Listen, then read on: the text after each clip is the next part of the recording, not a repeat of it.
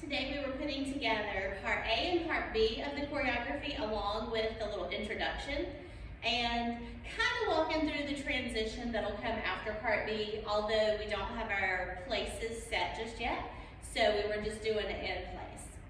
So for our introduction, we're just going to come in with 16 counts of a chassé step or a triple step, right, left, right, left, right, left, right, left, right, and so on, as we're coming from the sides of our stage area into our position.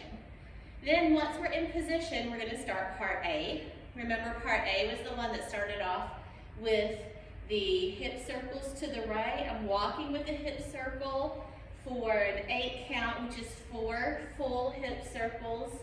And then when I get to this side, my weight is kind of on my right.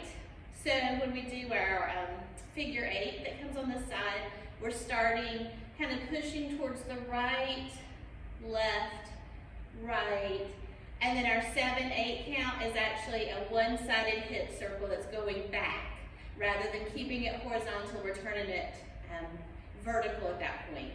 Then going back to our other side, we're starting off the same way with 1, 2, 3, 4. But we're actually going to finish it out with a 3-point turn. So in order to go on my left, I need to kind of shift my weight back to my right just a little bit. So that's kind of our 5, 6, 7, 8, puts us here. And now we're ready for the next 8 count, which is going to be all with our chest. We're doing 2 chest circles for the 1, 2, 3, 4. And now our 5, 6, and 7, 8 are a V with our chest. So we're pushing up and out to the right diagonal for 5, 6, back down to the middle, up and out for the 7, 8. So we've done chest circles on this side and with a V accent. So that is our part A. Our part B is the part that has an alternating shoulder and hip shimmy. So we'll pull our feet into center. We're going to start with our shoulder shimmy and then a very sharp roll down.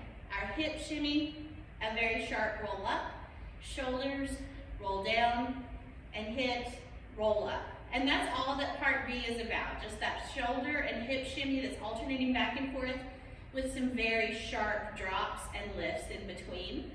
And then our transition that we were talking about that tags on to the end of part B just this time before we transition into another set of steps.